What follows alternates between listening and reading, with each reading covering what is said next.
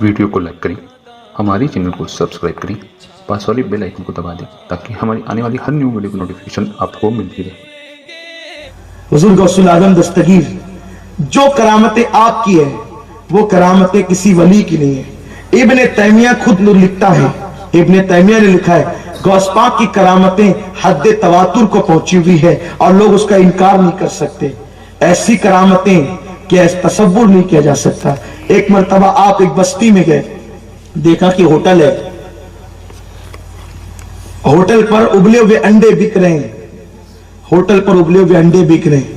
غوث پاک بیٹھے اور بیٹھنے کے بعد سوچا کہ اگر یہ انڈے ابلے ہوئے نہیں ہوتے تو اس سے چوزے کتنے خوبصورت نکلتے ہیں، جب انڈے اتنے خوبصورت ہیں تو چوزے کتنے خوبصورت نکلیں گے۔ مرغی کے بچے، چوزا اس کو کہتے ہیں، کتنا خوبصورت ہے۔ تو بس اتنا کہنا تھا کہ ابلے ہوئے انڈوں سے چوزے نکلنے لگے۔ یہ غوث الاعظم دستگیر کی شان ہے، میرے غوث کا مقام ہے۔ اور ایک مرتبہ آپ دریا پر گئے، دیکھا دریا کی سیر کر رہے ہیں، ایک بڑھیا جو وہ مٹکی لے کر کے آئی اور اپنی ٹھلیا رکھ کر کے دوپٹے سے آنسو پوچھنے لگی۔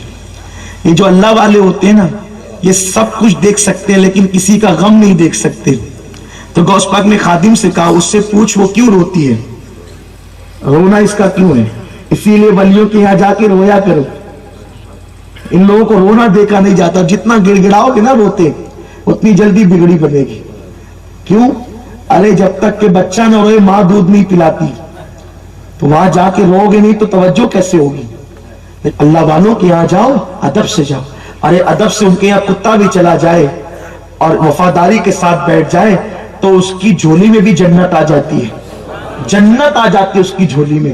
ہمیں کیا نہیں مل سکتا؟ وہ لوگ کہتے ہیں ولی کیا دیتے، میں کہتا ہوں اصحاب کہف کا واقعہ پڑھ قرآن میں، ولی کیا دیتے ہیں؟ ولی کی چوکھٹ پہ بیٹھنے سے کتے کو جنت ملتی ہے۔ جب کتے کو جنت مل جائے تو ایمان والوں کو کیا نہیں مل سکتا؟ اب جنت سے بڑی بھی کوئی نعمت ہے، لیکن وہاں جا کے گڑ گڑانا ہوگا، رونا ہوگا، آہے بھرنا ہوگا۔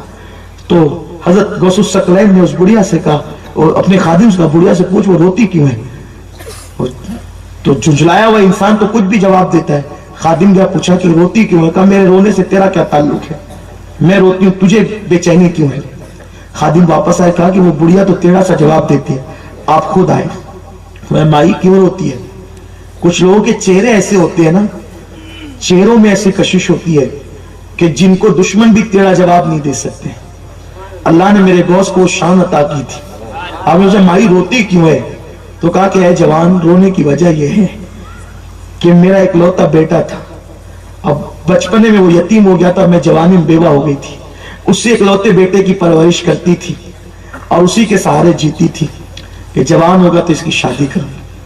میرا مذہب عیسائیت ہے اور میں دجلہ کے اس پار بہو لانے گئی تھی، اور جب بارات لے کر کے واپس آ رہی تھی تو کشتی کنارے کو لگی، دریا کے کنارے کو کشتی لگی، اور میں اور چند لوگ اس سے اترے۔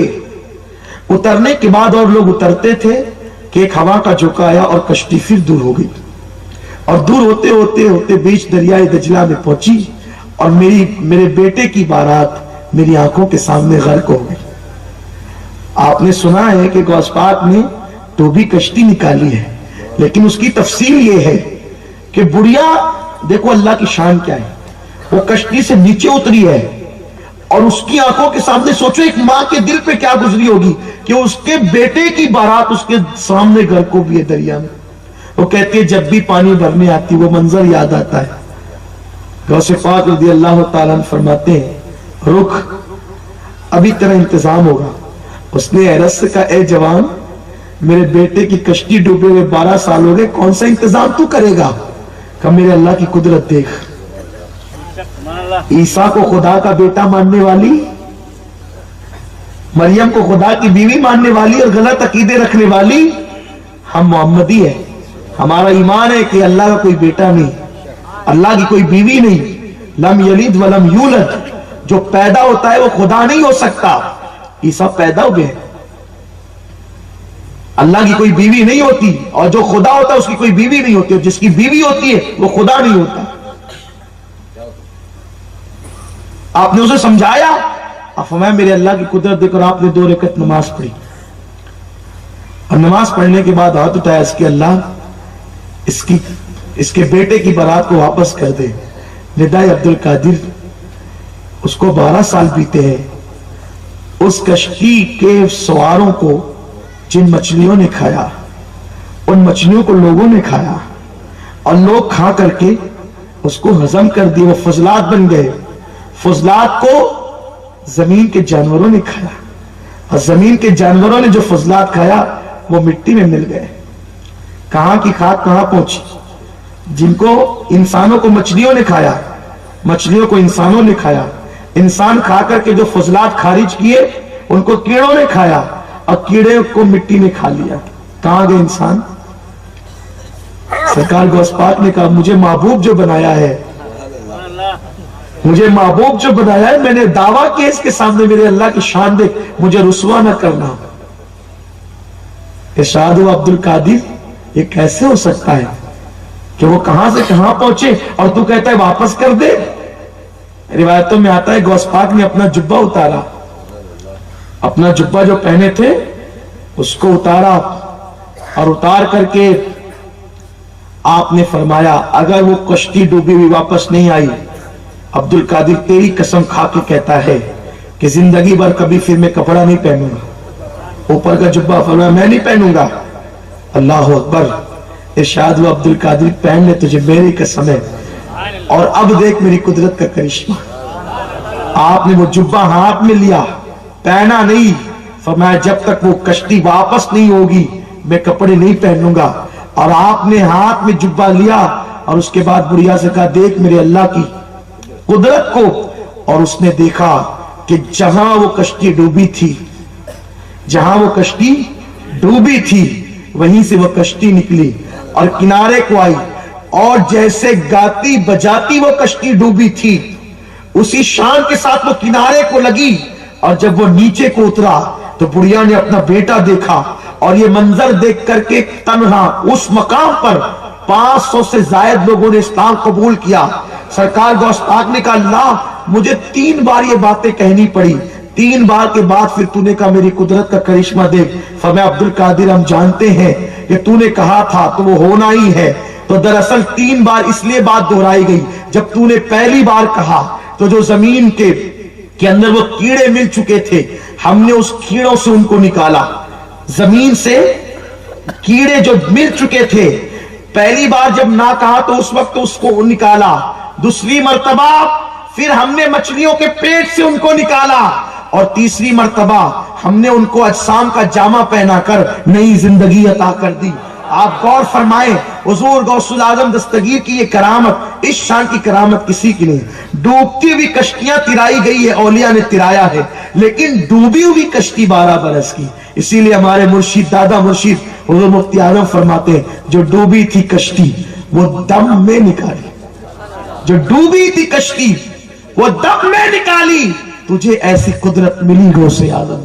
अब आप बताएं सरकार गौसुल आजम को जब अल्लाह ने ये ताकत दी है, अगर हम उनके दामन से वाबस्ता रहे तो इंशाअल्लाह अपना खात्मा ईमान पर भी होगा, मुश्किलें आसान भी होगी, तकलीफें दूर भी होगी। लेकिन जाते जाते बस इतना कहूंगा, वाबस्ता होने की जरूरत है।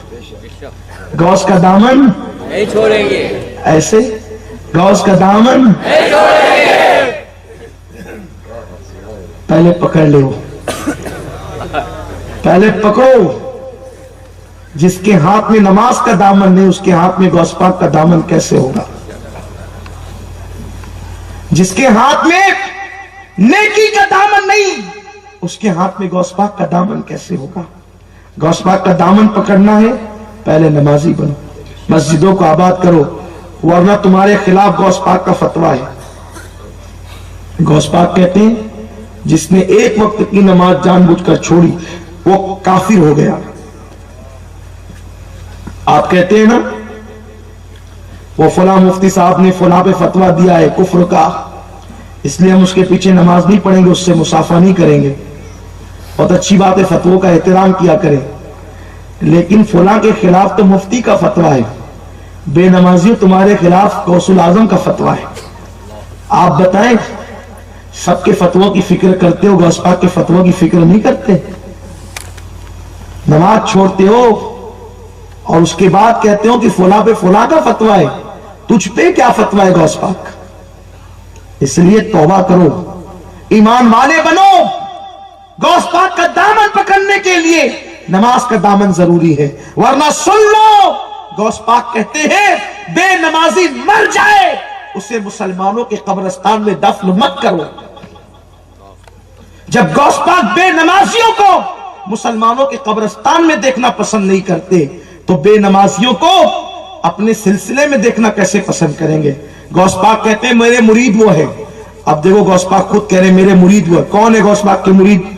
गौस पाक कहते हैं मेरे मुरीद वो है जो सख्त गर्मियों में रोजा रखते हैं। गौस पाक कह रहे मेरे मुरीद वो है जो सख्त गर्मियों में रोजा रखते हैं। मेरे मुरीद वो हैं जो रातों को सोते नहीं है, अल्लाह के खौफ से रोते हैं। फरमाते मेरे मुरीद वो है जब नमाज का वक्त आ जाता है तो वो दुनिया से ऐसे ताल्लुक को तोड़ लेते हैं। नमाज का जब वक्त आता है वो दुनिया से ताल्लुक को ऐसे तोड़ लेते हैं जैसे कभी दुनिया से उनका कोई ताल्लुक ही ना रहा हो।